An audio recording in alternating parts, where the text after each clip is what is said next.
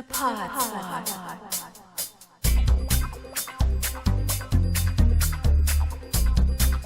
The Pod Squad.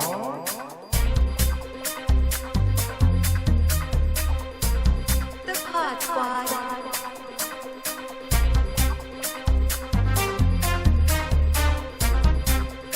The Pod Squad.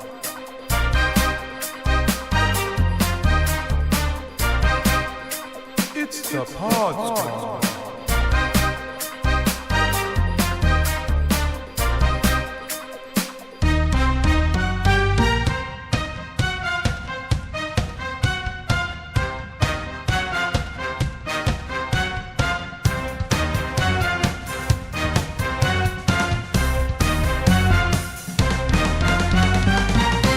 The Pod Squad.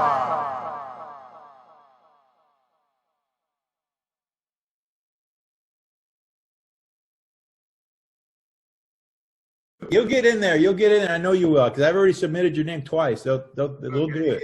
Yeah, I've got to go back and look at that again. I was looking for, because I know I'm not going to ask him to send it again. I'm just going to look for it.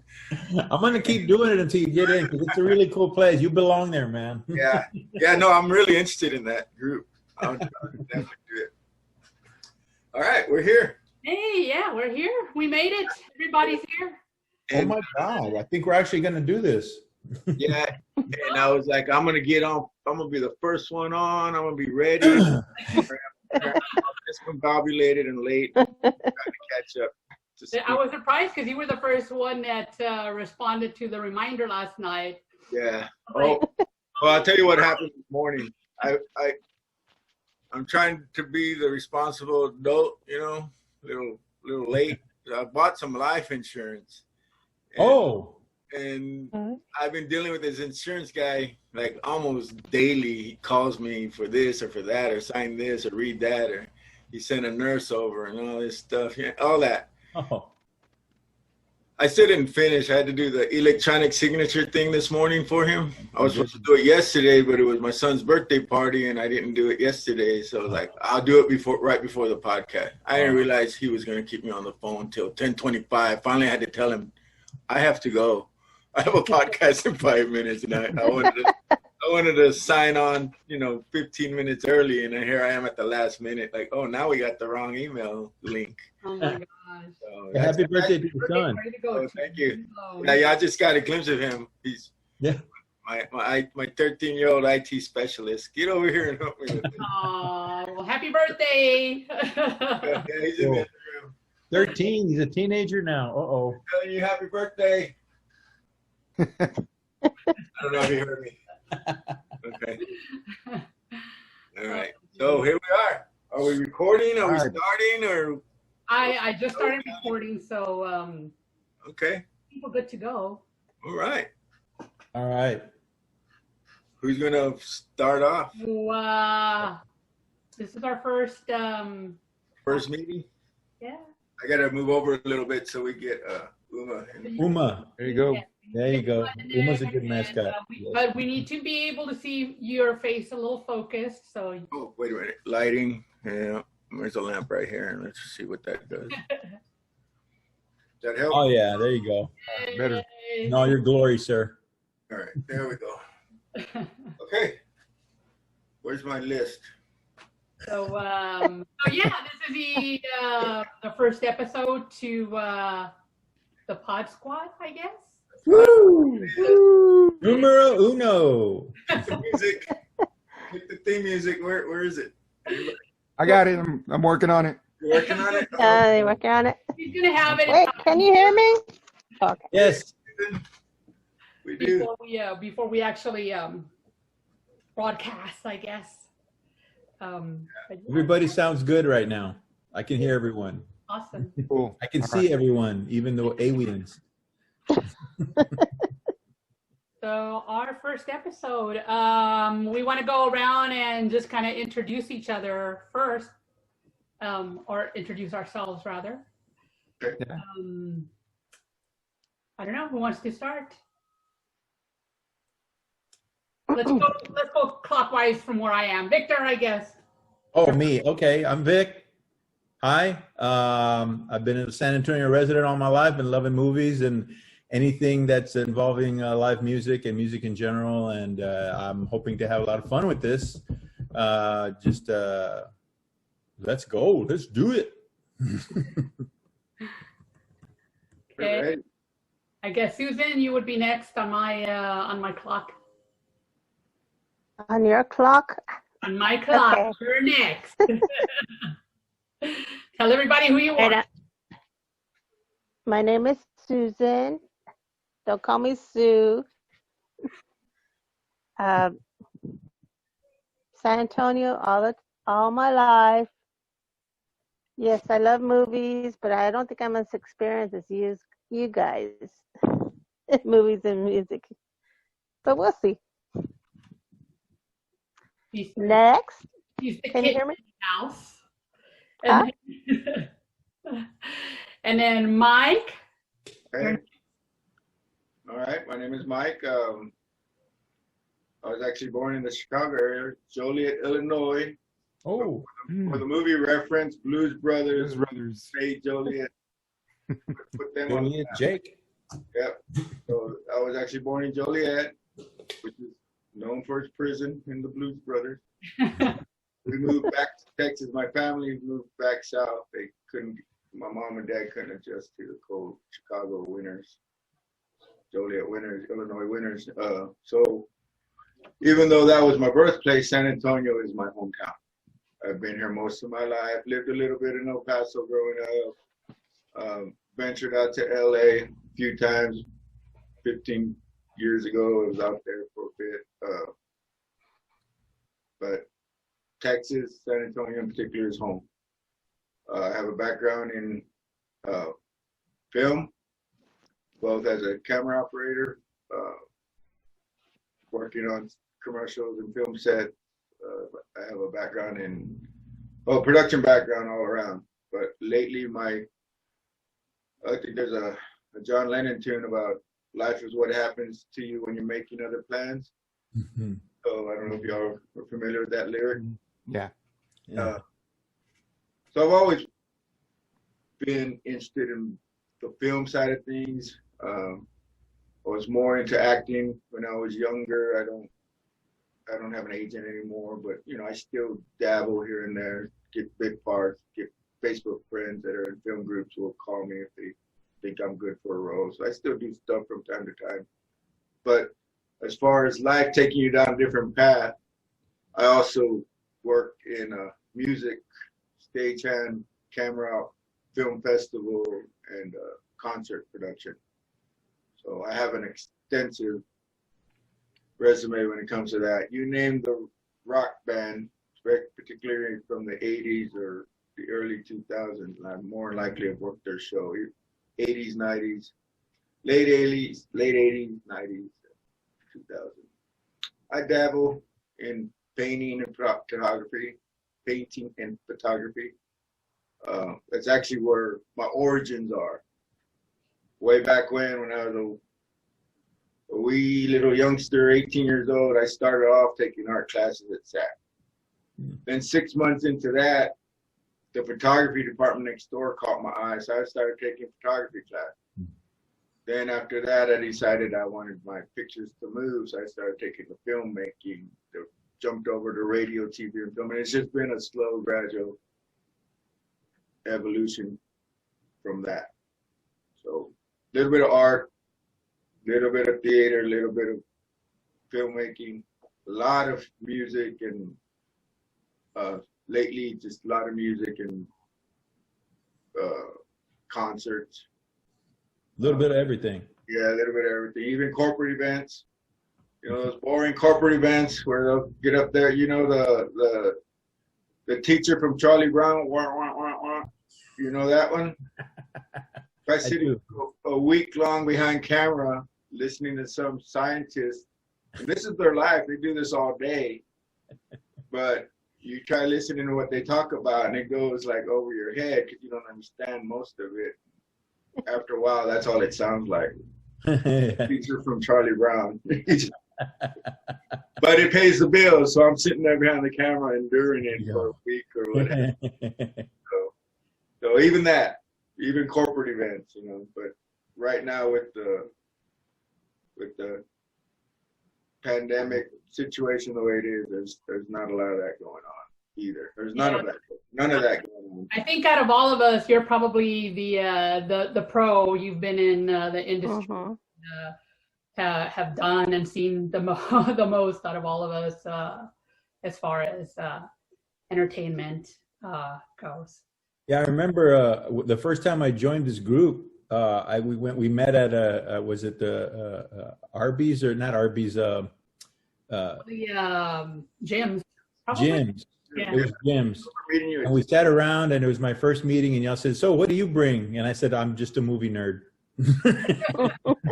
I'm just a fly on the wall. I want to be here because I like movies, and y'all talking movies, and I just want to chill and just enjoy being in the environment.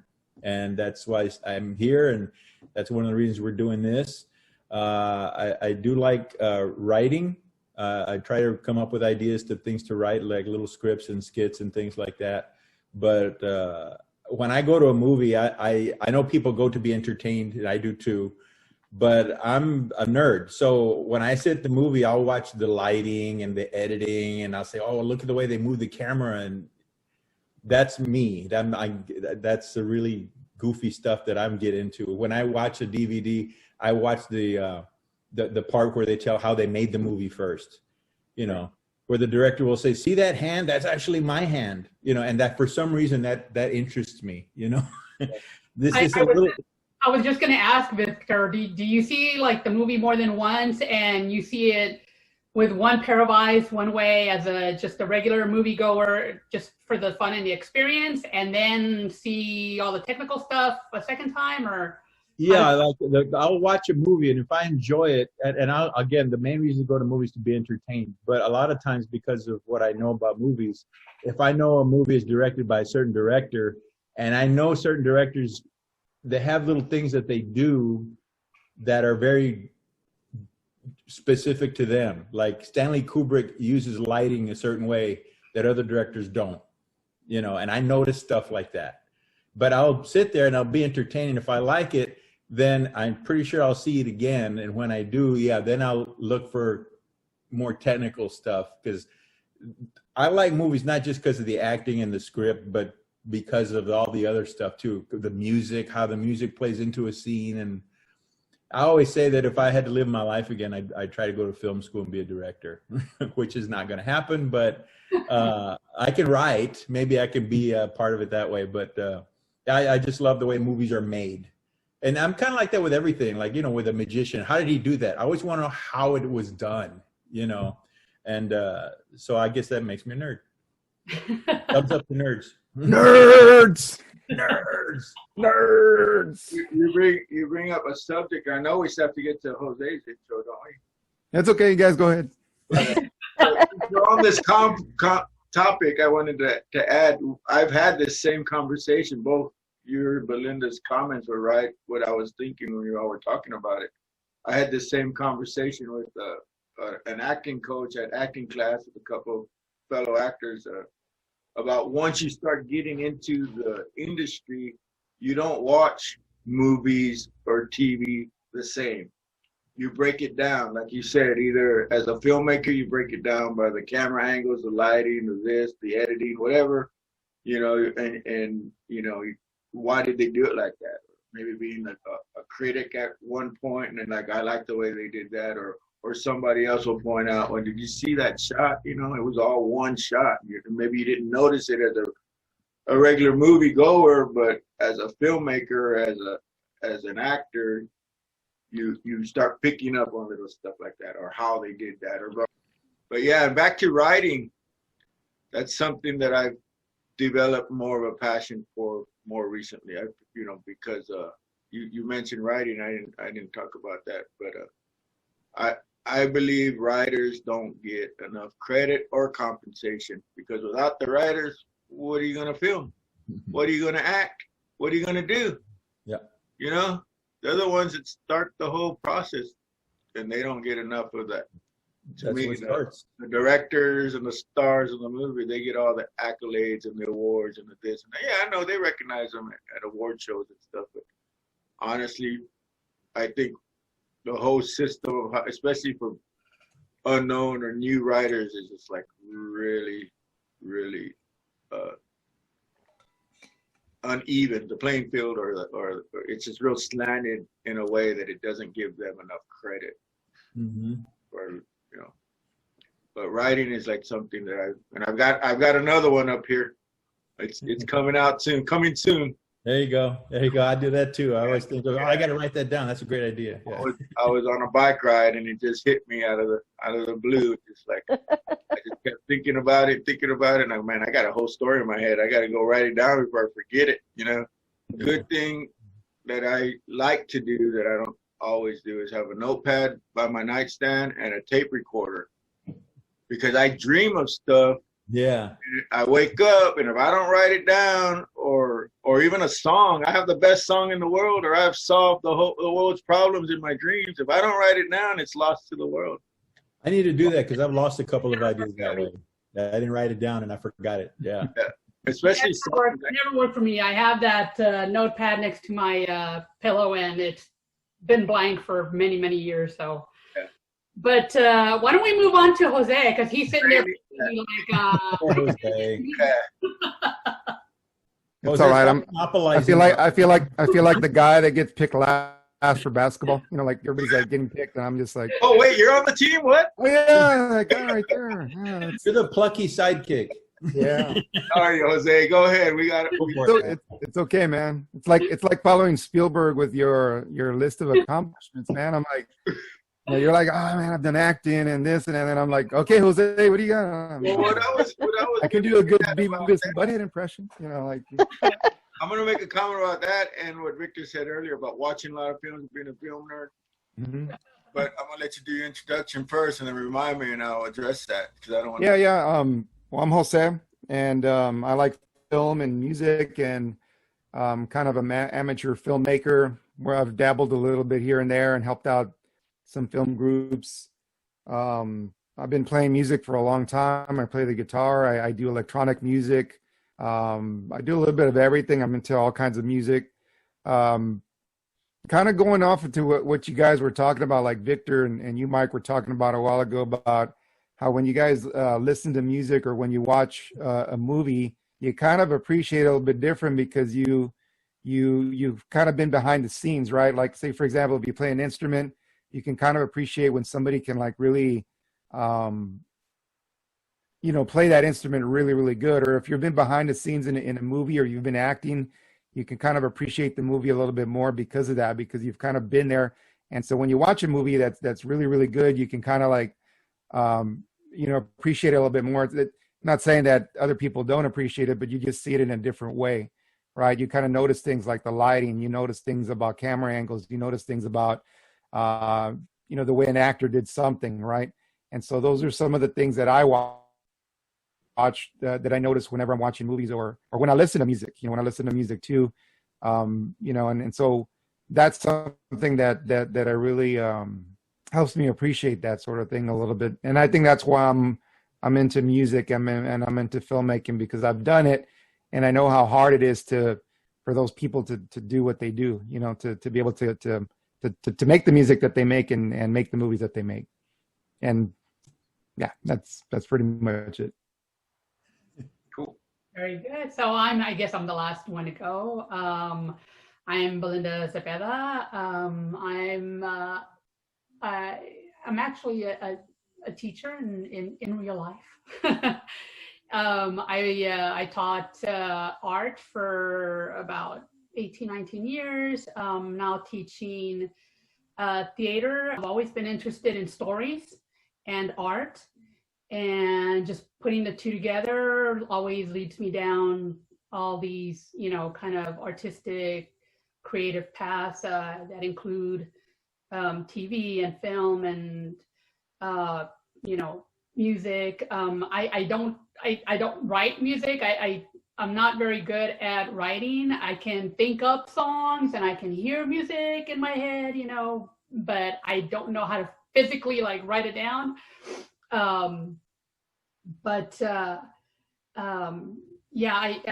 I've just been interested in the arts for a very, very long time. And I guess about 3 years back, I left my teaching position and decided that I wanted to dabble and try to be a screenwriter, or at least kind of see what that would be like and what it would be like to maybe film something. And that's how Jose, Mike, and I met each other. And then Victor and Susan and I worked together in a middle school here in San Antonio. So you have a little bit of everybody's background, and I'm just thrilled to like finally be seeing us together and putting something, producing something that others can see, especially right now, while we're still in the middle of COVID crisis, and we need an outlet. We've been separated far too long. We haven't been like able to meet up, and thought, well, why not? If we can meet up and talk about what interests us, there must be other people out there who would enjoy hearing and maybe participating in their own way in our conversations. But that's us. That's the Pod Squad. So today we had decided that we were going to start off really big and name our 5 all-time favorite, what we consider the best films ever. If you can even limit it to 5, because I sure daunting. I couldn't. But that's what our topic is today. The topic will change probably every week or so, or every other week whenever our podcast comes out. But yeah, that's our thing today. So anyone choose to volunteer and give their list out first? And let me explain that. I was having a conversation recently. For a long time, especially when I started writing, I took the John Lennon philosophy. I'm going to compare apples to oranges. John Lennon philosophy as opposed to Quentin Tarantino's philosophy on creativity. John Lennon, in an interview that I probably heard 30 years ago or longer, he's been dead for 40 years, I think.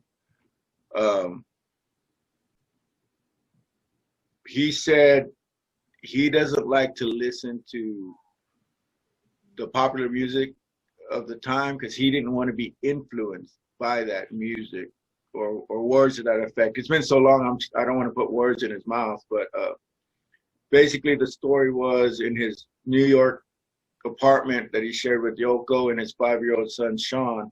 The only radio in that apartment was a little transistor radio for his son to listen to music in his bedroom at night or something. And the reason he didn't have any outside sources, because he didn't want it to influence his songwriting or the fad of the time, where there was disco or new wave or what have you. So I kind of leaned toward that more when I started writing short films and stuff. I didn't want to be accused of, and even some of the stuff I've written, I stop myself. So now you're starting to sound like a little bit like The Outsiders here, or a little bit like something there. But on the flip side of that, you have Quentin Tarantino. Now we're talking film, but the same concept. He said in a interview one time, or he was quoted as saying that he's stolen from every film he's ever watched. So you can go from one extreme to the other. Either you don't want any influence because you want whatever you put out there to be from you, and you don't want to. Okay, I don't want. I'm paying homage, or what they say, imitation is the biggest form of flattery. I mean, that's fine, but outright stealing somebody's work or stuff like that, or taking the bulk of somebody's idea for a movie and trying claiming it as your own. but bits and pieces, you know, I guess it's just hard not to. We're all influenced by the world around us. But what I'm getting at, when you say you watch a lot of movies, and Victor as well, yeah, I might have a little bit of background as an actor, as a camera operator, as a crew, but you guys can probably tell me more about, especially more recent film, than what I can bring to the table. For that reason, I don't watch a lot of films, but you're going to see on my top 5 list, they're mostly old movies that I watched growing up. So I just wanted to say that. And then Belinda, your comment about you don't know how to play music. That's why I said tape recorder at the nightstand, because songs in my head, I can't play them.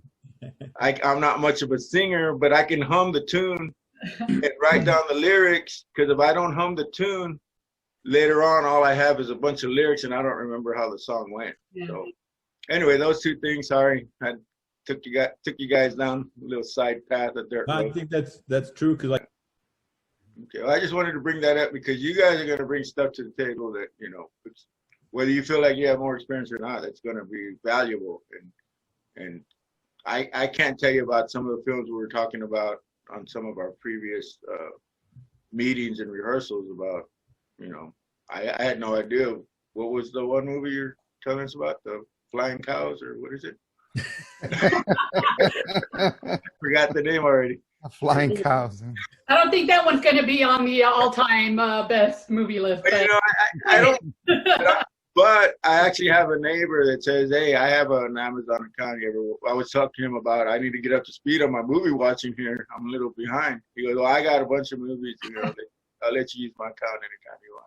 Okay, well, I'm going to take you up on that, because now I'm part of a group that we're going to be talking about probably more recent films than Wizard of Oz or Gone with the Wind or stuff that I'm familiar with. Some older stuff. Yeah. But anyway, okay, so back to our list. Who's first?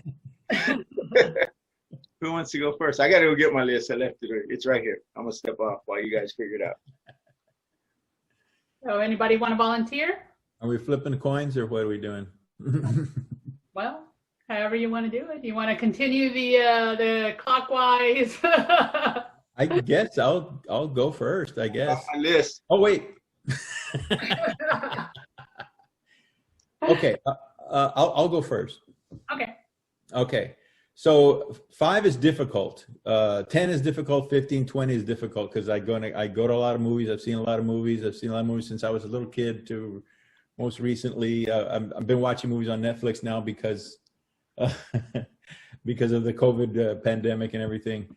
So it was very difficult. I will tell you, my 1, 2, and 3 were easy, but 4 and 5 were extremely difficult. So I guess I'll start with number 5 and go down to number 1. Okay. Number 5 was, or is, Alien by Ridley Scott. Great movie. When I pick these movies, I pick them not only because they're enjoyable and entertaining, but the influence they have on me and, to me, other films. 2001: Space Odyssey was a big movie. It kind of changed the way sci-fi movies were made, and I think Alien changed the way horror movies are made. I still see a lot of movies coming out now that are borrowing from Alien. In fact, I just saw a Russian movie on Netflix called oh gosh, I just forgot the name of it, but it borrows heavily from Alien. Called Sputnik. Sputnik, yes, thank you. And it's got subtitles. It's a very good movie, but it borrows a lot from Alien. Alien was very influential in the way it was made. I can tell all kinds of trivia things about it. Don't have time for it now, but some things I want to mention. First of all, I remember when this movie came out, it had the best tagline of any movie I've ever seen, which is, "In space, no one can hear you scream." That will make you want to go see this movie, okay? And it did. And it had that little egg with the crack in it with the green light coming out of that. That was just spooky as heck. So I had to go see it, and it was worth it because it was a very good movie. Like I said, it changed the way scary movies were made, and it's just a great cast. And a lot of those people are, big time actors now. I think Sigourney Weaver is one of her first movies, and now she's, very well respected actress in Hollywood. But it was a great movie, great special effects, original stuff. I don't want to get into it too much because I have other movies to list, and we all do so. But Alien would be my number 5. Number 4, I would say, and I do go all genres. Number 4 would be West Side Story. I love musicals. Musicals are very entertaining because you get good acting, you get good music, you get dancing, you get everything all in one, and it's almost like an entertainment overload. I love musicals because they just have so much going on, especially if the music's good, obviously. And this one obviously won a whole bunch of Academy Awards. It was well made. It was my first experience as a kid watching this movie, the first time I ever saw tragedy. Because up to then, I'd been watching Disney movies, and the prince always gets the princess, and it's always a happy ending, and all that other stuff. And I was watching this movie, and at finally the last scene, and I'm like, but wait a minute, he died. That doesn't make any sense. Spoiler alert. It was it was the first time I'd ever seen a bad or sad ending to a movie, and I was like devastated as a kid. I was seeing this like, whoa, they were dancing a minute ago. Now all of a sudden everybody's sad, and so that was kind of influential too. And of course, the music's great. Everything about it is great. The acting's great. So that was one of the, and I have other musicals that I like too, but that was one of the best. Excellent movie. The third one, okay, this is where it starts getting a little easier. Now, this one was a little tricky because number 3 is The Godfather Part 1. Now, obviously, there's a Part 2 also, which also won an Academy Award for Best Movie. But I had to pick because I couldn't have Godfather monopolizing my top 5 list. So I had to pick, well, say, what separates Godfather Part 1 from Part 2? And to me, one of the things that makes it, there's a couple of things, but one of the things I like the most about it is when Michael comes back from Italy and decides he's going to wipe out all of his enemies. That montage where he's hitting everybody, all of his henchmen are out and about throughout the city, and they're just knocking off all these guys. That, and what I like about scenes like that is there's no dialogue. I love it when the director tells a story without dialogue. He's just using the camera, a little bit of music to tell you what's going on. And all these, this is where Coppola excels at his editing.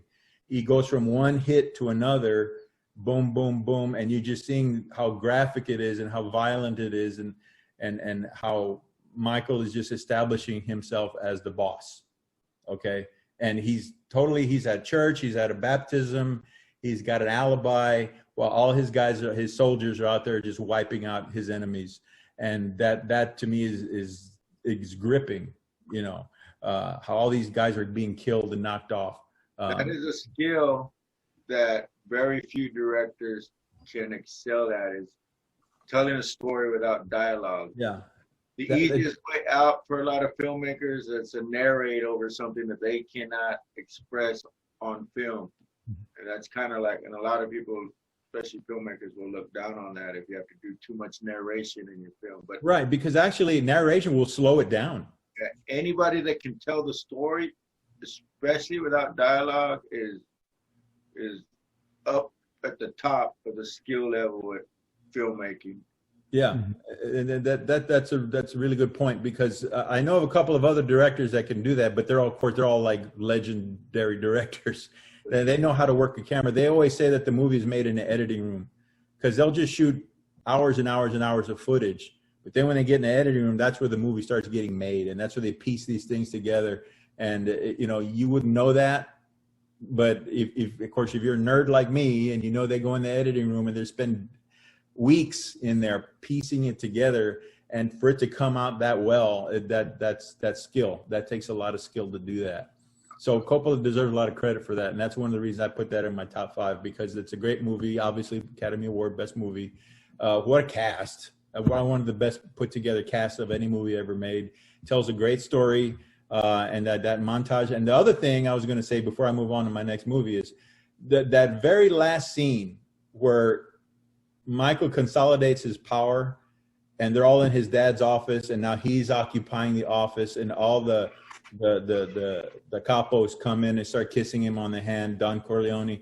Meanwhile, Kay, who's innocent as can be, I'll go make us some drinks. She's in the next room, and that last scene where the door just closes on her, that's that's devastating. That just tells you what her place is in this whole scheme, that she's being kept out.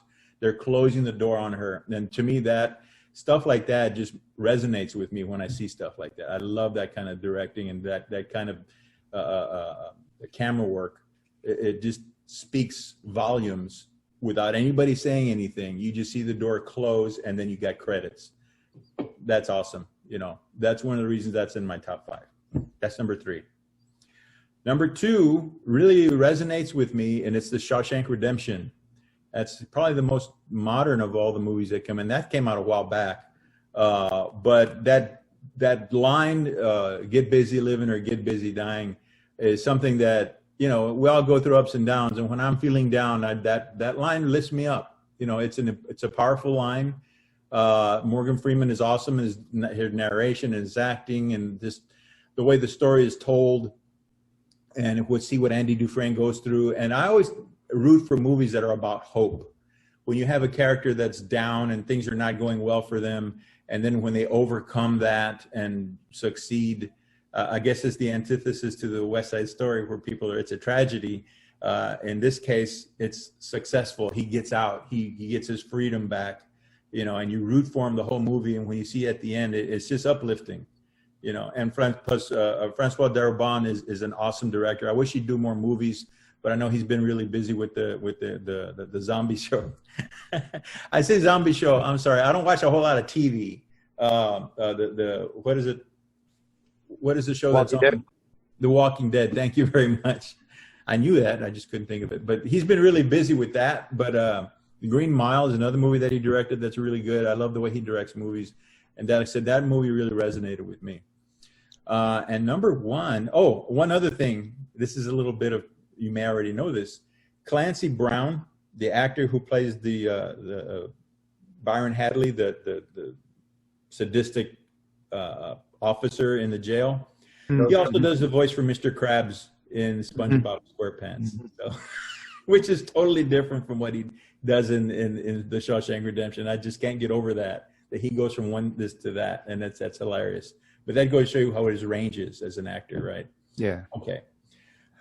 Number 1 is The Wizard of Oz. Now, the reason for that is because I grew up as a little kid loving The Wizard of Oz. It's a kid's movie, but back in the day before cable, it only came on TV once a year, and they made a big deal out of it. And it also reminds me of a time when things were less stressful.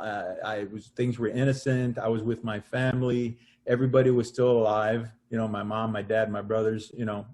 It takes me back to a simpler time, okay? Plus the fact that it's a great movie. I think it's in a lot of people's top 5 lists. And what I really think makes it special, it's got a lot of things going on that make it special. But to me, the real difference maker is Margaret Hamilton, who plays Mrs. Gulch and the Wicked Witch, because she set the bar for Wicked Witches like forever, okay? Every Wicked Witch you see even today is in some way influenced by her, the way she dressed or the makeup or her voice or something she did. That movie goes from being a great movie to being a epic, not awesome movie. Okay. She's great. She does it really well. I also love all the stuff, and I won't go into it now, but I got the DVD and was watching, of course, all the extra stuff, and found out how they shot that film when it went from black and white to color, and how they did that. That blew me away. I said, wow, really? That's how they did it? I'll save that for another show. But on a lighter note, I do want to say, if you consider Margaret Hamilton as Mrs. Gulch, I think it's safe to say that Mrs. Gulch is the original Karen. All she needs is a fanny pack, and she's the original Karen. Now, don't you think that most people would relate back to? I think so. I concur. And that's my top 5. Oh my God. There you go. That's my top 5. Y'all can comment on that if you like.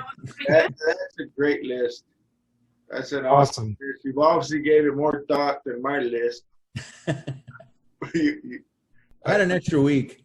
Yeah. A really good classic movie list. Yeah, I thought we were listing all-time favorites, top 5 favorites, not top 5 meaningful and profound movies, because none of mine fit that bill. They're just my favorites that I grew up with.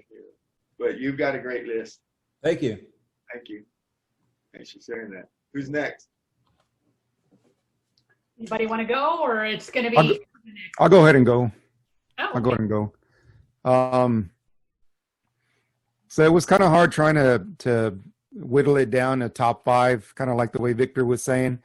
That night that after we talked about it, about the topic and doing top 5, I must have written like about 50 movies, and just off the top of my head. And then from there, I had to kind of like whittle it down to just 5. But one of the things I was thinking about was a lot of these movies are great, but some of these movies have like a personal connection, kind of like the way Victor was saying about some of the movies that move you, like the Shawshank Redemption. And so I started thinking about that, and I was saying, well, which movies are the ones that had a big impact on me personally, or had some sort of emotional impact on me? And so I picked five of those, and it made it a little bit easier when I thought of it that way. You know, when I thought of it that way, as far as like an emotional connection. So I'll just go through each one in no particular order. I didn't put them in any order because, again, I couldn't really rank them. It was kind of hard for me to rank them. But I'll start with the first one, which is Pulp Fiction. So Mike has it right there in the back. He's got the poster of Pulp Fiction. And Pulp Fiction came out in the 90s, right? Quentin Tarantino, it's his second film that he came out with. And it just blew me away because it was a movie that was violent, it's bloody, it's disturbing. And then but at the same time, it's funny. And like literally, it's at the same time. There's things that are going on that you shouldn't be laughing at in that movie, and you're laughing at it. You know, and the dialogue is like raw. The F word is like every other word that they're saying in there, right? Saying fuck this and fuck that and shit. And it's just like, I mean, you're shocked, but at the same time, you're like, man, this is awesome. What is this? I don't know. It's just like Original. Like original, exactly. You know, and yet at the same time it's not, right? Because we kind of know that Tarantino sort of borrows from all these other movies and directors and things, and he creates this thing that's just like, I mean, I don't even know what genre to put it in, you know, because it doesn't really fit like a genre. It's not like a action movie, and it's not really like a drama movie, but it's all these things all kind of put together.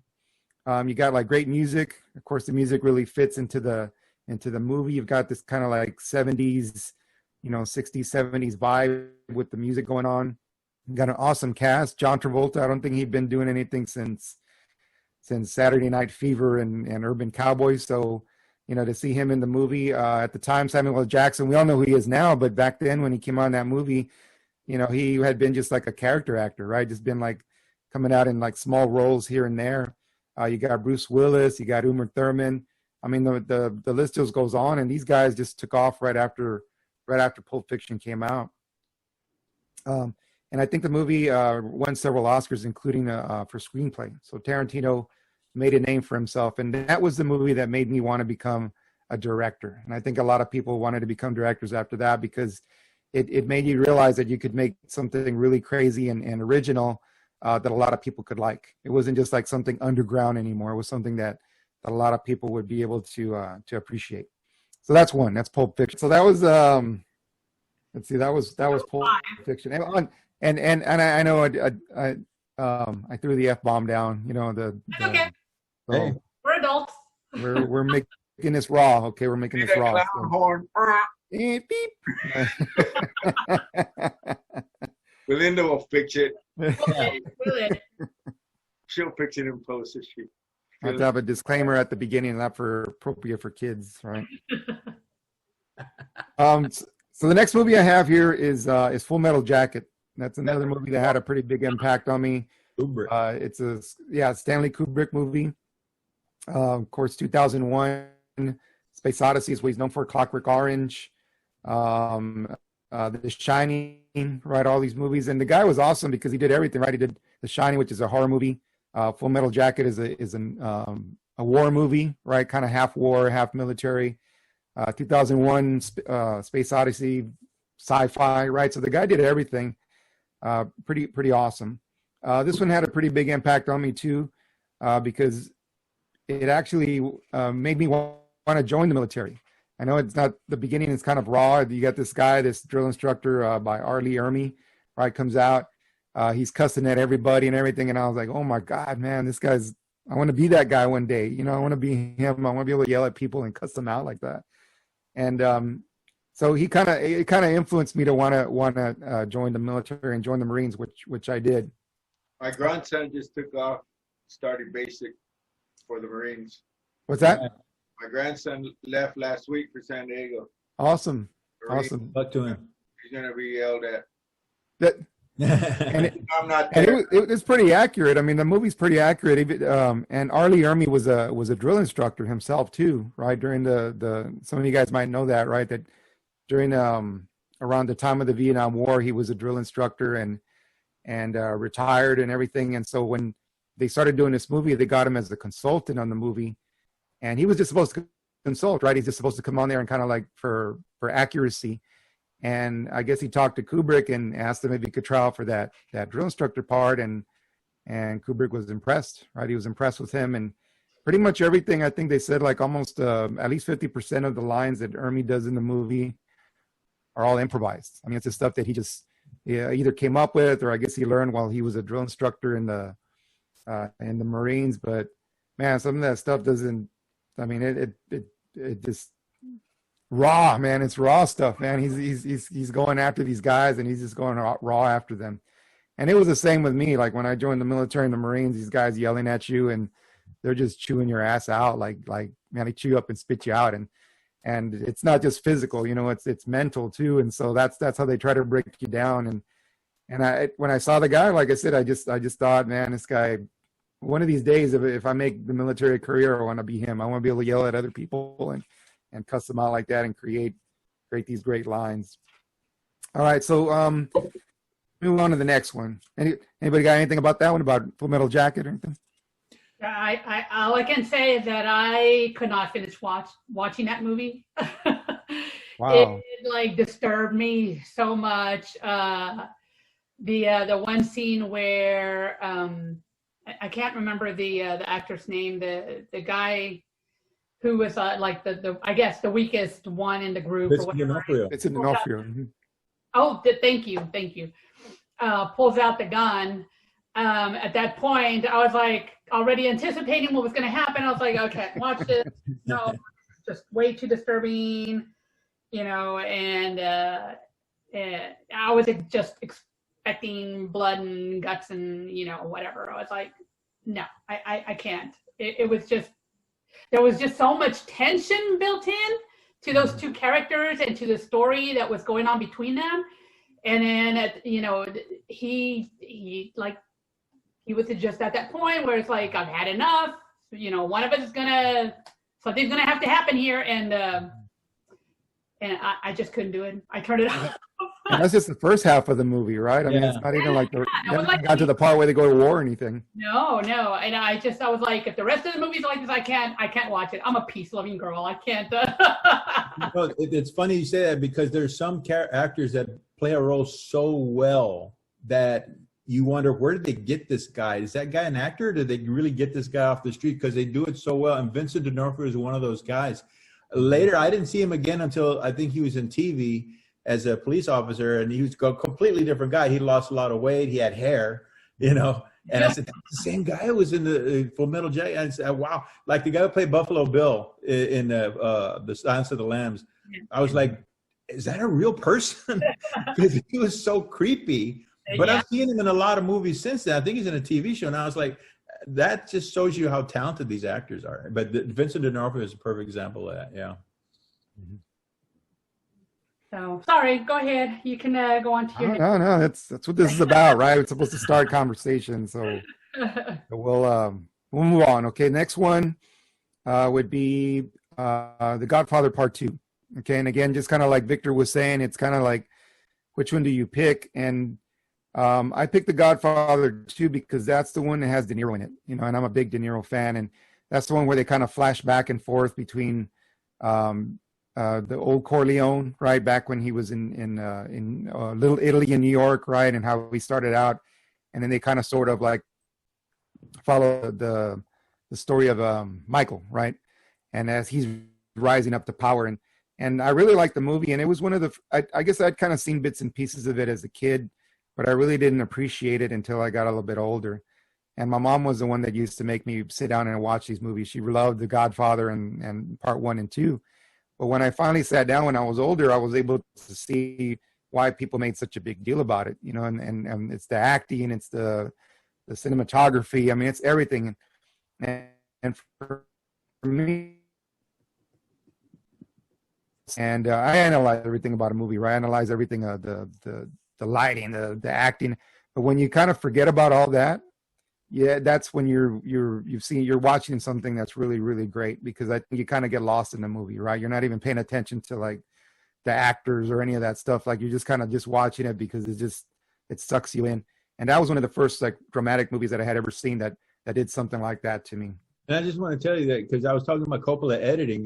That is another example of him doing a great job editing. He's basically telling you 2 stories at the same time. The modern story. That's hard to do. It's hard to do. Yeah, you got to know exactly when to put those little fake flashbacks in, and he does it perfectly in that movie. That's a great movie. And they say that's the first sequel to ever win an Academy Award for Best Picture. Yeah. It's the first sequel, because I guess there had been other movies that had sequels, but this is the first one that ever won for Best Picture. Next movie would be Star Wars. Had a big influence on me when I was a little kid, as I know I had a lot of big influence on a lot of people. I think I was 4 years old when they took me to go see it, and I don't remember a lot of things of when I was a kid, but I do remember going to see Star Wars. I do remember, I was like, I think it was like, it's like a cult, you know what I mean? It just kind of pulls you in.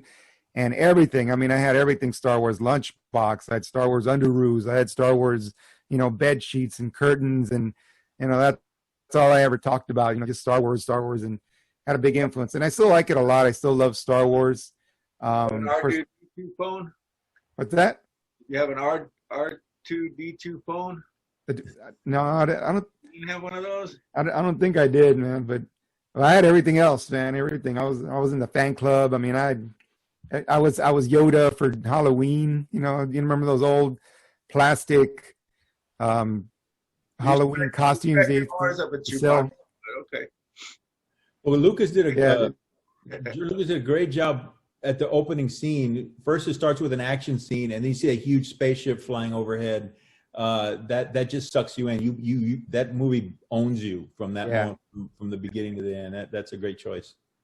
And still, man, I'm still, even to this day, man, I'm still a big Star Wars fan, big fanatic. Okay, and I'll go over the last one real quick. The last one, I saved it for last because if people ask me, okay, what's the one favorite movie that you have of all time, and you really, really have to like pick it, then for me, it's a movie called Glory. And I just noticed a few days ago that it's on Netflix. Actually, it just came out on Netflix this month. So if you guys have never seen it before, I highly recommend it. So it came out in 1989, and I didn't see it until many years after this. I had heard about the movie. I know it had won some Oscars, but I still hadn't seen the movie. And I never really got into like serious movies. When I was growing up, I was either into like sci-fi, action, silly movies like Blazing Saddles and Spaceballs and all these like real silly type movies. Pee-wee's Big Adventure and Three Amigos but when I saw Glory for the first time, it was like maybe in the early 90s. I saw it on VHS, and a buddy of mine had recommended the movie to me. And I remember watching the movie, and at the very end of the movie, I'm kind of sitting there and I'm going like, what the hell is this on my face? What's going on here? Like what? And I don't realize that I'm crying at the end of the movie. I'm crying and I never cried in any movies in any movies at all. And I'm going, what the hell? And I don't want to give away too much of the movie if you guys have never seen it, but the ending is pretty sad. It's pretty sad, and that's when I realized like the kind of effect that a movie can have on somebody, right? And so this movie had a really major impact on me. It's if you guys have never seen it, it's about these black soldiers during the Civil War, a group of soldiers that were allowed to fight. But all the racism that they had to go put up with as they were trying to fight, because they wouldn't let them fight just because they were black. And so this made me interested in history, made me fascinated in movies about history. And so this kind of led me into wanting to major in history in college. And that's why I eventually became a history teacher, which I am now. Which I teach history at high school.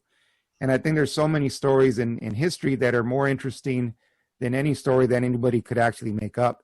And that's one of the reasons I love this movie, because it's not just like a good story, but you're sitting there and you're going like, man, this is really happened. You know, this is real.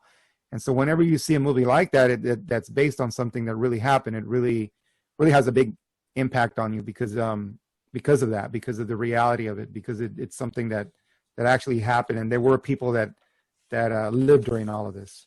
So anyhow, that's my favorite movie of Couple all things time. about that. I know Denzel Washington won his first Academy Award for that as the best supporting actor. And also, it's funny because when that movie came out, Matthew Broderick plays a prominent role in that movie, and I was kind of, I don't know if that's a right. Ferris Bueller. Yeah, he's Ferris Bueller. He's been all these other kid movies where he's a kid, and he does look pretty youthful in this movie. But I tell you what, he gives one of his best performances in that movie. He's really good, and everybody's good in it. It's a great movie. Morgan Freeman in there. Yeah, Morgan Freeman's in there. Elves, you guys know him. He's the Princess Bride, right? Yeah, and they're all taking a serious, dramatic turn here, and they pull it off well. And it's a well told. It's based on a true story, and it's a really, really good movie. I would recommend that to anybody who hasn't seen it yet. I haven't seen it. I wrote it down. It's on the list. On Netflix. Watch it. We're going to talk about it next time. It's inspiring. I'm going to come back next week, and it's probably going to be all I want to talk about. Better get the tissue ready, man. Yes. So what was the first movie that made you cry? Anybody? Well, that's a good thing. Mine was E.T. I can't think of a particular movie that made me cry, but emotions is why I like movies so much. I'm sorry, Belinda? No, I was just thinking, I was just remembering. I think mine was Shane. I've never seen that. Shane, yeah. The Western. Really old Western, yeah. I don't even know what year it was made, but it was like, because they remade that movie a couple times, but I want to say it was probably that one. I think one of the reasons I like movies so much is because as a kid, I realized that movies have the power, when you allow them to, they have the power to evoke emotions from you, anger, sadness, happiness.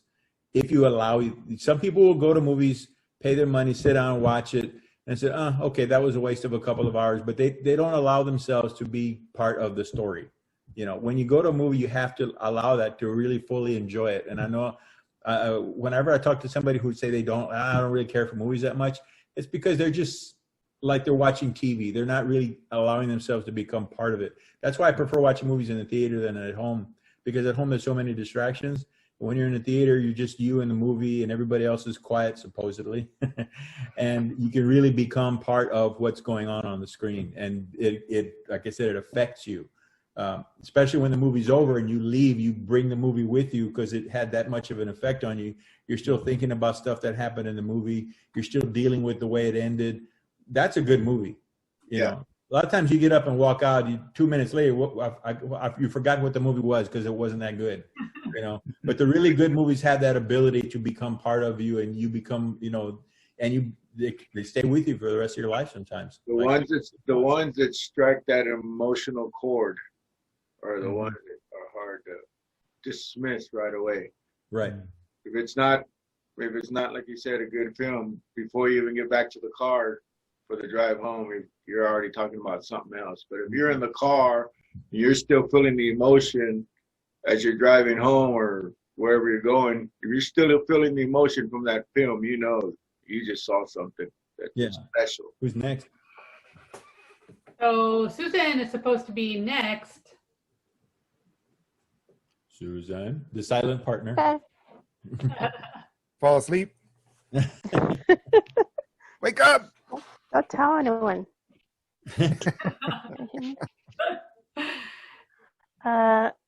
I didn't have them in any order. Okay. They were just favorites that I had. I have many. Mm-hmm. One was Cinema Paradiso. It's a foreign film. Nice. It was the first foreign film I saw at the theater with my brother. And That's a of course, good it's about... I've never heard of that movie. What is it about? Well, of course, it's and About the theater. It's about movies. Yeah. it actually is. It's a little boy who grows up loving movies. His dad's a projectionist, I think. Oh. Well, no, his dad is dead. Okay. Sad to say, Well, somebody died in the war. remember that. It's based in Italy, okay. But he makes friends with the projectionist at the theater.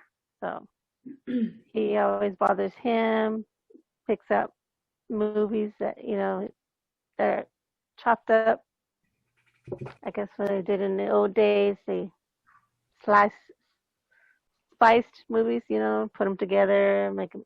Oh, in that movie, they had the priest watch it before anyone else could see it. So everything that was kissing or anything like that was taken out first. Okay. Until at the end, the theater would burn down and a new person took over. And so everything was shown and everyone loved it. I remember it mostly because of, of that, but also the music. It's always been music that hits me with movies. And it was what was his name? I forgot his name. First name Morricone. Oh, He also Ennio did Morricone. Music for Mission. Ennio. Yeah, Ennio Morricone. Yes. So you can always recognize his music. So that's why I always remember his movies. And then we go on to another movie. Okay, it's a chick film. It's Sleepless in Seattle. Reason I like that was also the music, which is where Harry Connick Jr. He's awesome. Yeah, I got to see him. I wanted to see him again, but couldn't afford that time. But it was the music, and of course, it has Tom Hanks. Either you love him or you don't. Love I him. can't hear myself in here. Tom Hanks is awesome. 2 thumbs up for Tom Hanks. Sir. Oh, I was gonna say, yeah, you better. But I ended up buying all the music from Harry Connick Jr. and everything. And actually, during the quarantine, he was giving lessons, and I wish I had taken them, but of course, work was an issue. But that would have been cool. One I grew up with was the Goonies. Yeah. Several times. It's still my favorite. And I really got to meet Sean Astin in person. I saw the other ones from far away. So when I got to go to Comic-Cons, yeah, Nice. he's a nice guy. That's cool. And of course, Chris Columbus, you can't go wrong with him. Josh Brolin. Rest in peace. Yeah. I, He's improved our movies. Mhm. what is the more recent film he's in? Was he the superhero film? What's the The character? Avengers. Yeah, what's his character in that? Thanos. When I tell people to watch, my son in particular, that Thanos was in Goonies, they don't get it. Yeah. That's true. Yeah. I think he did some of his best work in Goonies, but sorry, Susan. Carry on. Yeah. It was a venture for us all kids. Baby Ruth. This is going to be a weird one. Raiders of the Lost Ark. Yeah. Woo! Of course, John Williams. This music will never die. Yes. And of course, I had a thing for Harrison Ford too. Han Solo. That was fun. Yeah, but I like to see how he's going to do in the next film that's coming up. Yeah. There's supposed to be a sequel coming out, right? Another one? Yes. Another Raiders? Really? Yeah. Oh, That's what I heard. He's interested in coming back. It'd be a Raiders of the Lost Dentures because they're getting kind of old now. Yeah. I mean, a wheelchair chase. I know, right? But it was the best one. And of course, yeah, interest in archaeology again. Had all the magazines and everything. Damn. But that didn't happen either because there's no schools around here. Go through that. Now it's a Spielberg Lucas, collaboration too. Mhm. Yes. And the last one was, well, I have to say it was Aliens, the second movie. Yeah. Now Oh. it's weird because I didn't see the first one yet. Oh, I wasn't allowed to. I was not old yet. It's Wow, so pretty you saw scary. the second one first? Yes. Oh wow, and that's the one that made it to your list, and oh, okay. The James Cameron version. Yeah, unfortunately, the thing is, had to do with military, and at one time, well, my family is military, and then even I was going to be military at one time, and it was all Marines. Wow. Yeah. Rah. Right. Game over, man. And, Game over. I know they don't mention Bill Paxton as much that he was on Oh, that. he's you know. such a good actor. I miss him so much. Funny. Yeah, Funny in that movie. but I mean, I think it was just even just being that it's a woman that's the hero.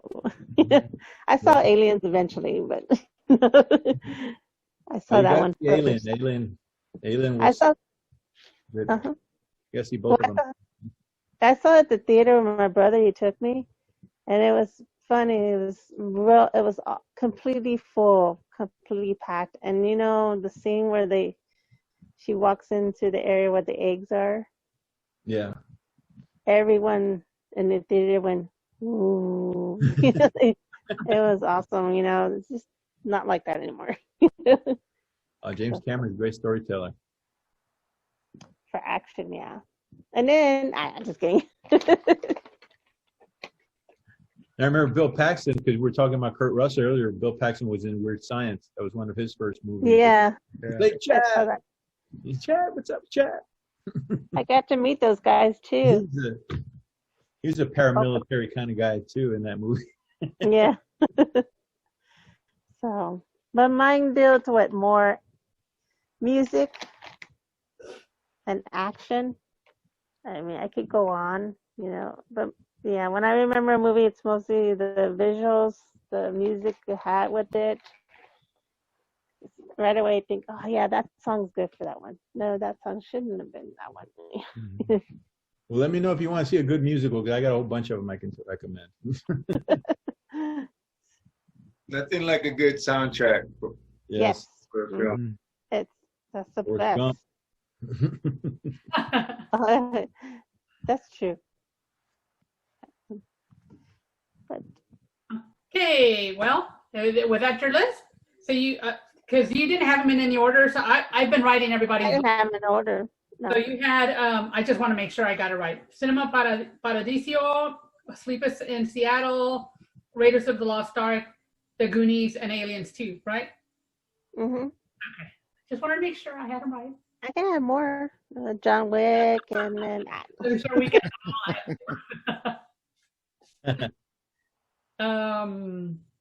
okay, well, good list. There's a lot, like, pretty good classic lists everybody has so far. Mike, I guess you're next. I'm next.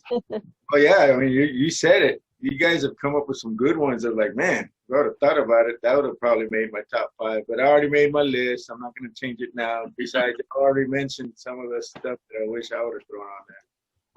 So, Godfather movies, Star Wars movies. Those are in my honorable mention. But honestly, they could be in the top 5. It's really hard. We'd have to break it down into categories. All-time classics, childhood memory films, sci-fi films, westerns, if we really wanted to get real. But the way I remembered it when I was making my list, your all-time favorites, but mine could be like your all-time growing up classic childhood favorites, because that's more what my list looks like as opposed to all-time deep and meaningful and profound favorites like Victor's list or Jose's list, because you guys do good stuff. But okay, so to get to mine, and you know, again, yeah, they're not probably in any particular order. These are just the ones that I like. That looking back on growing up, you know, I look back at them fondly. Jaws, I would guess would put on my number 5. Oh. The reason being, Yes. that movie scared me, man. We saw it. I still remember the theater. It was on Broadway. I guess it was a Broadway theater across or close to the Central Market HEB. There was a theater across the street there. We were on the bus, and I remember sitting at the bus stop waiting to go home. It was already dark when we left, still being terrified, waiting for the bus. That movie spooked me, man. That shark, especially the scene with the head coming out of the boat. That didn't scare you? Mike, you're it's like at night and you're waiting for the bus. There's no sharks or no shark coming. Why are you still scared? That movie scared me, man. I was afraid of going to the ocean. I wasn't ever going to go to the ocean ever again as long as I lived. The shark waiting in the alley, kind of just like, Hey, come over here, Mike. I know Sharknado wasn't around yet, but it could have happened. So, Do y'all remember? This is like throwing it to something else, but do y'all remember? There was a SNL. Saturday Night Live. Yes, land SNL, shark. right? Yes. Land sharks. Land sharks. it could have been a bus shark. You never know. Could have been an asphalt shark or something out there. Hey, I wasn't allowed to see Jaws either until I got older. I think I was 11 or 12 years old, and for some reason, it was in particularly that scene where Dreyfuss is startled when he's scuba diving by the shipwreck, underneath, and that decapitated head floats into the. I think that was the one that really. I mean, the shark scared me too, but that scene, I remember leaving like that. So, yeah, that movie stuck with me, and then. You know, going from being scared to a feel good movie, just feeling good when you're leaving the theater. Back to the Future. Yeah. That movie growing up. I must have watched that movie, I don't know how many times, countless times. That was a fun movie. And that's kind of how I base my favorites. Like, if you watch this movie more than 5 times, you obviously like it. If you've gone back to revisit it over and over and over again.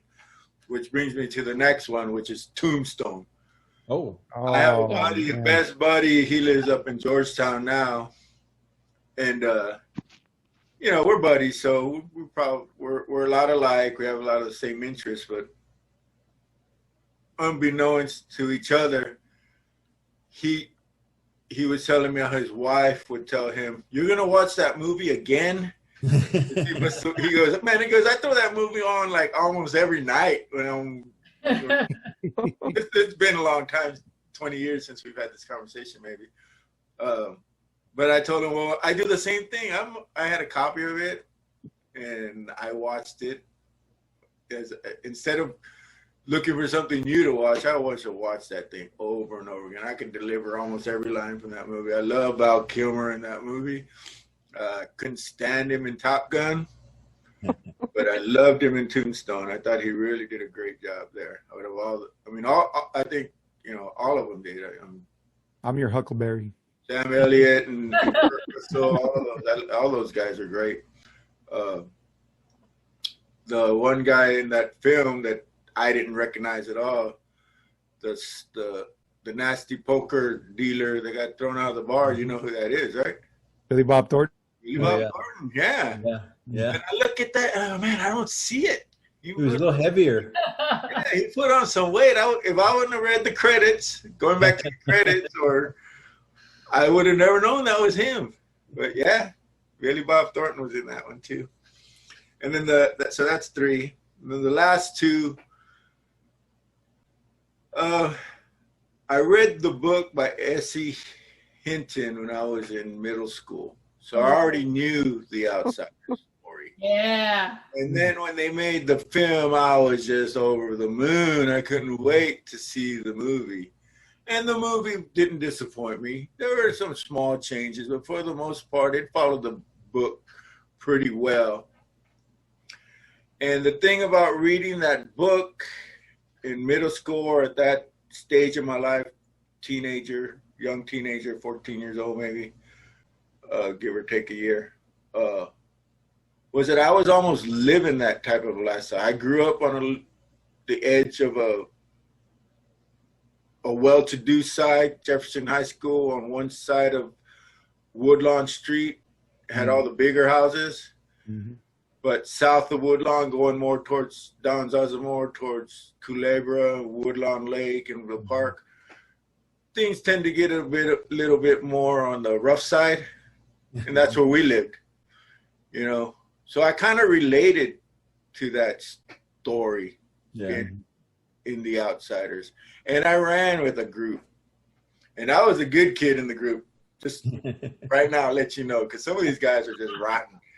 They're just bad kids, you know. But that's where I was in life. So, you know, I related to that. A lot of what I lived in real life. I even said, you know, oh my God, this is better than The Outsiders. I'm gonna make a movie one day. And honestly, I have a script that's loosely based, not based, but could be compared to The Outsiders. When people ask me, what's your film or your script about? I tell them, well, it's a cross between The Outsiders and The Warriors. I know those are two different types of ensemble type films, but they're similars in a lot of ways. And that takes me to my next film on the list is The Warriors. Again, they're not profound, they're not meaningful, they're not deep, but those are the movies that I enjoyed watching as a kid, and I've watched them over and over again. I just watched The Warriors recently again, and they did a redo. If you haven't seen it in 20 years, they put like little comic strip type, what's the word? Endings or caps on different scenes. Oh, really? Yeah. I didn't know that. The director has gone back and redone the film. Huh. So from the original that came out in the 70s or whatever year it came out, late 70s, to what I saw the DVD copy that I got 10 years ago, there have been some subtle changes to it. Oh. So what, is it still called The Warriors, or is it like a... No, it's the same movie, but they've enhanced it. They've enhanced it to... I mean, it's a campy film, so it's got the baseball furies, kind of, comic book type characters in it, and they've kind of embellished on that little scenes where they cut to the next scene, and when they freeze that one scene, it transitions to like a comic book scene. You have to see it. There's like a new gang called the Coronas. Yeah. Almost like a storyboard or something, almost. Yeah. Something like that. Yeah, and so those two films, The Outsiders and The Warriors, and my script are loosely connected. They're alike, but they're different. And so when I watched those movies, and I said, well, when I write my film, I can do better than that, because a lot of my stuff was based on real life. I just changed the name to some of the names to protect the guilty. but yeah, so that's it. Jaws, Back to the Future, Tombstone, Outsiders, and The Warriors. Those are just, I was going by my list of personal favorites. I can make another list of more deeply meaningful movies, like Shawshank Redemption, or my favorite silly movies, or favorite sci-fi movies, so that we can go on and on with that. But those are mine for now. But I got other favorites, a lot of other favorites. Yeah. Well, That's a good list. You mentioned the Outsiders. That was directed by Francis Ford Coppola too. So he's been on several people's list here. his daughter Sophia actually makes her movie debut. I think it's her debut in that movie. Okay. Is she in the movie As a little kid, there's a scene where Matt Dillon is in a car with the other guy, and he's got a gun in his hand. They're in a parking lot of some restaurant, and some little girl walks up to him, asks him if he has change for $1 or something like that. Oh, yeah. Get away from her. me, kid. That's Sophia Coppola. That's his daughter. Oh wow. He just kind of shoos her away, says, "Get out of here," because he doesn't want to see the gun. So she walks off. Yeah, she's trying to sell him some Girl Scout cookies or something Like that, yeah. I already said no. Yeah, he barks at her and runs her out, scares her. Yeah. I remember that part now. I like it when the directors throw family members in the movie just to, Yeah, why not? Yeah. I didn't realize it was her. Trisha Vaughn, Robert Rodriguez's sister. She's a musician. You might have played around San Antonio and Austin quite a bit, but she has some roles in his film. Yeah. His films. She's in Sin City and a couple others. But I went to school with her. did you? Really? Yeah, they're all San Antonians. The Rodriguez family is a big family. Siblings, I think 12 or 13. Yeah. Susan, did you go to Jeff? Because I know he did. Robert Rodriguez. No, I went to Providence. She went to Providence. Oh, okay. I was in an independent film with his younger brother, David Rodriguez. Oh, Oh, cool. the whole family's in the industry, huh? Well, yeah, I don't know about the whole family, but they all are in and out, maybe. Is a good way to put it. They all dabbled in it, yeah.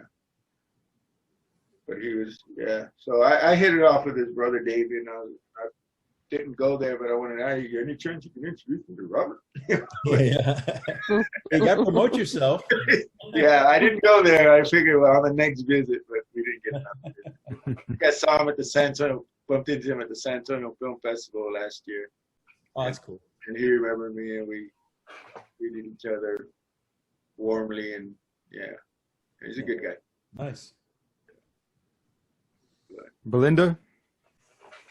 Okay, so I have my top 5.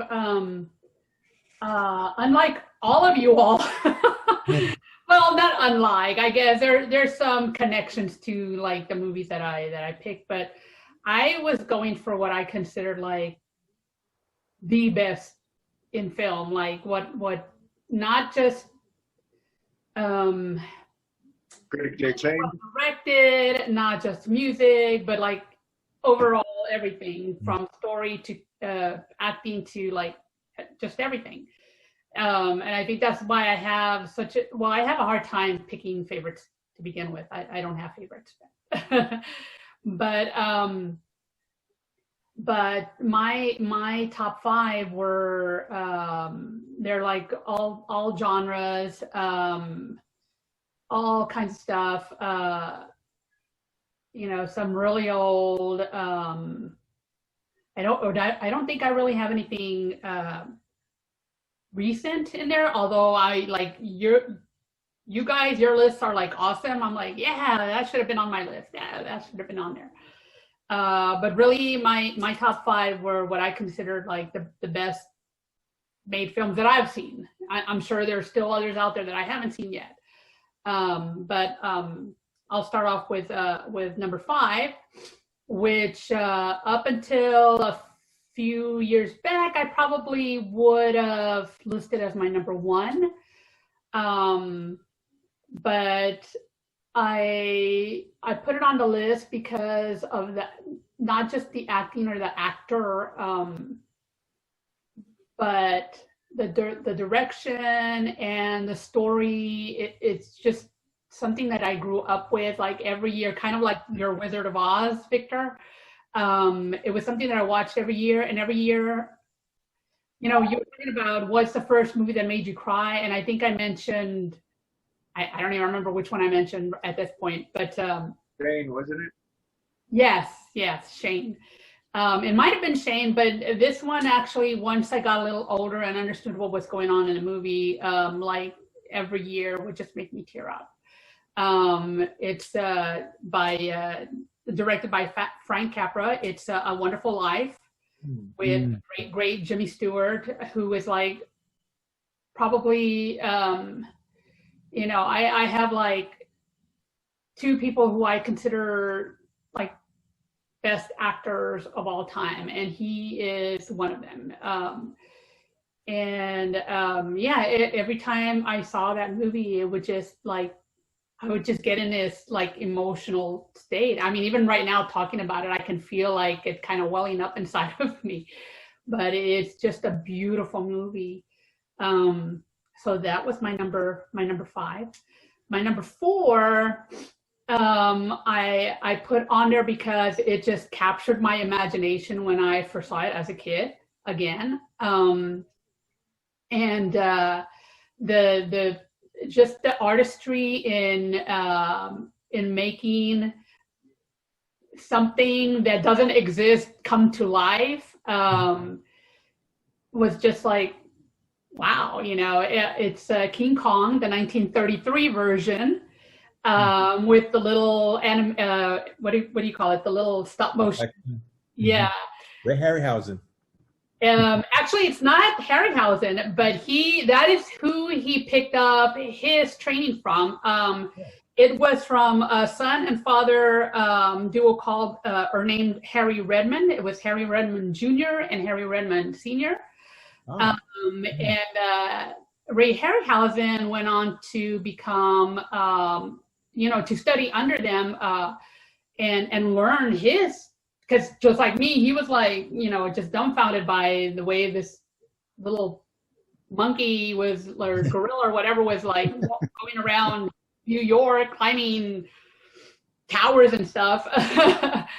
And it was just phenomenal. And I think that was like maybe, I mean, I know that there are other movies, but that really capture your imagination. I think that was one of the first movies that a lot of people will kind of go back to, especially as far as like special effects, where they'll say, that's kind of where it all starts. Not to discount Walt Disney or anything, but it's just like, it was just something new. And did she freeze? I think so.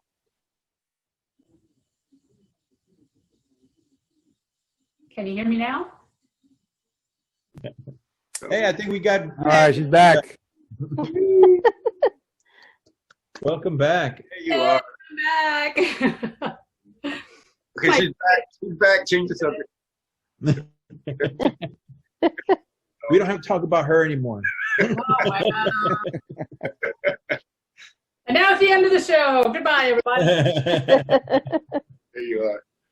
Oh my gosh, I don't even know where I left off. I was talking about what? You went over It's a Wonderful Life. Yeah. And then you talked about King Kong. And that's where you stopped somewhere. That's where I stopped. Okay. Yeah. I guess I got cut off at I don't know what point, but You were like, and then King. I think we were talking about Ray Harryhausen or something, right? Mm-hmm. Good one, Jose. Yeah. I thought you were we were lost you there for a second.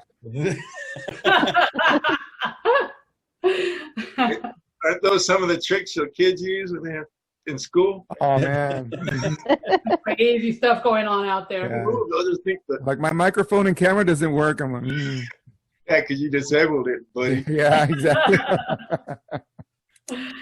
Oh my gosh. Yeah. Oh. Belinda. So I'm back. Had a little technical difficulty there. Yeah, so I was talking about King Kong and how Ray Harryhausen tutored under the Redmonds to learn his craft. As he was entranced by the work on King Kong. That was my number 4 movie. So I guess we can go ahead and move on to number 3, because at this point I don't remember where I left off. Yeah, that's right. So my 3rd movie is actually a French movie. It's called let me pronounce it correctly. Les Parapluies de Cherbourg, the umbrellas of Cherbourg. And it stars this young Catherine Deneuve. She's, beautiful French girl who meets this mechanic. And I guess if y'all have ever seen, what's the name of the I'm trying to remember the name of the movie. La La Land. If y'all have ever seen La La Land, that is where they got their story from. It's like almost a copy of that movie. Other than some of the background story of the characters is different, but the colors. I mean, it opens up to this umbrella store, and the colors are like it looks like like nothing but French pastries, but it's this umbrella store, but all the colors are like bright, beautiful candy colors. And throughout the whole movie, it's like that. Anyway, so she meets up with this mechanic, and they fall in love, and it's pretty much a love story. But if you've seen La La Land, you know how that ends up, and it's pretty much the same thing. And that's one of the things that I'm not a big, a lot of people talk about chick flicks and going to see romance movies and stuff. I'm not. I don't know why, but I'm just not really into that. It all seems so fake to me. But this movie, it shows what kind of like a different side of what like romance or love is really like. You don't always get those happy endings, even though everything looks beautiful and bright and colorful, whatever. But it doesn't always happen that way. So that was my number 3. It also has this beautiful, beautiful music by Michael Legrand. He was a composer. He did lots of music for different movies, but this is probably his best known composition. So if you've never heard it, you've never seen it, you've got to see it. It's just like it's dessert for your eyes. I guess the only other movie I can kind of compare that to right now, although the story of the movie is a little different because it doesn't end up quite the same way, would be, I don't know if you guys saw this movie named it's Emma. Jane Austen's Emma, but it just came out right before the pandemic, and I happened to actually catch it in the theater before everything shut down. And this one is a romance movie, like old-fashioned romance. But it's just again, the cinematography and the colors are just beautiful, gorgeous. So if you like watching just color on film, you've got to see this. Cool. Number 2 is, and this is taking way, way, way, way back to Charlie Chaplin, a movie called The Kid. And when I had a film club when I was teaching in middle school, I would show them this movie. The kids loved watching this. I mean, there's no dialogue spoken. It's a silent film, isn't it? Yeah, it's a silent movie. But it's like he just conveys so much emotion and so much story. He does everything in movies. And it's just like this heartwarming, sometimes heart-wrenching, scenes in this movie. And they used to love it. They used to just like. And that's Charlie Chaplin, right? Yeah, that's Charlie Chaplin. So. I love those movies. Charlie Chaplin, Keystone Cops, all that. Yes, yeah, those old-fashioned movies. Great. There was actually a lady in an acting class that I met about 3 or 4 years ago. We're Facebook friends now. Her grandfather was a Keystone cop. Really? So cool. So cool. He would actually drive up from Kingsville to attend the classes. And but yeah, every now and then she'll post like these vintage photographs of her dad on set with the Keystone cops. Yeah. Wow. So that kind of stuff is great. Charlie Chaplin was awesome. Really talented, very, very intellectual individual. If you ever, definitely, yeah. ever read anything of his quotes or his writings, that guy was a pioneer. He's a genius, yeah. And a lot of people, you know, kind of get turned off by watching silent movies because they don't want to work their brains, you know, sometimes to kind of figure out what's going on. They're used to hearing the dialogue, but it does have music, and or at least the version that I saw it's usually accompanied by music, but the music would change depending on, I guess, where you would go see it. But the one that I did catch happened to have music, and it helps to have, you know, a score that keeps track of what's going on in the movie, whether it's something more upbeat or, you know, something that at some point, like I said, you know, is heart-wrenching at one point. So that's my number 2. My number 1, this is what I changed places with A Wonderful Life. Probably well, I don't know if he's my all-time favorite director or not, because there's a lot to love and hate about this guy. But you know, another guy who I think is who was a genius directing, Alfred Hitchcock. My number 1 is Vertigo, and it stars again. You know. Same, oh my God, his name my brain blocked it. Jimmy Stewart. Thank you, Jimmy Stewart. James Stewart. I guess the internet messed with my brain or something. Yeah, with James Stewart again, you know, it's just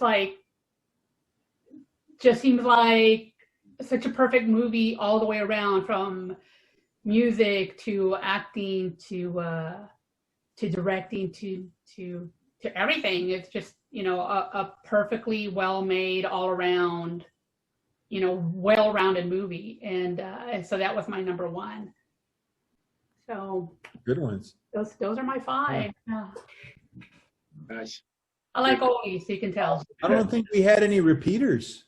I think everybody was all different.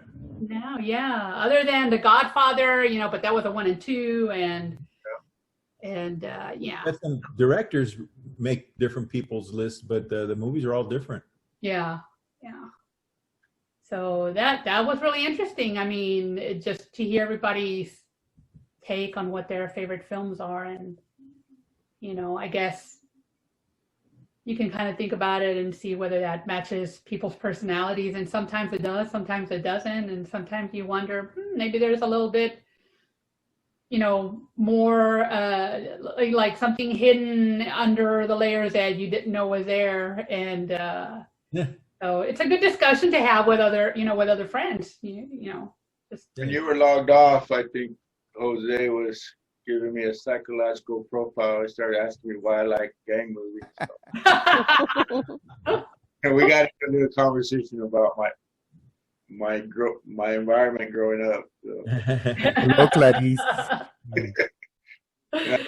Good way to carry the conversation. I moved on from all of that. That was a long time ago. I'm staying away from Mike now. I don't condone it anymore. Oh. I'm a different person now. People change. Yeah.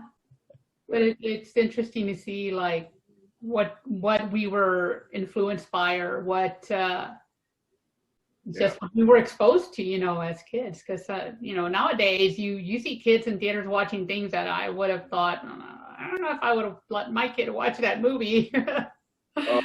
I have that conversation with my oldest daughter about what she lets the grandkids listen to and watch. Not so much what they watch, but the music. Oh my God. Are you really letting them listen to that? If it's up to Grandpa, I'd be stopping it right now. But yeah, there's a reason why there's a big old, MA on the signage, or explicit, E for explicit or whatever, and yeah. I try to throw my music on them. I like rock ballads, so I was playing some of my old rock music to them one time, my grandkids, and they go, "What are those, lullabies?" I go, "No." It's called real music. Yeah, really. Made music with guitars and drums, and Oh my God. not with computers and Music that has soul. yeah, not with music. Ooh. And I hear some music. Well, that's a nice segue into our next meeting, because weren't we gonna probably talk about some bands, like maybe our favorite bands? Maybe. Sure. I think it's a possibility. We can continue on to the next subject, or we can expound a little bit on what we've talked today, whatever you want to do, or break it up into segments. Well, You guys. Yeah, because I think today's discussion brought up a lot of issues that we could bring up in future casts. Mhm. And of course, while you were gone, and also as we wrap it up, because I know some of this will be edited, ask the people who watch for ideas that we can talk about. definitely, yeah. We want input, and we want viewers to let us know how we're doing, and whether we should continue this or not. Yeah. Gavel time. Did you get a gavel?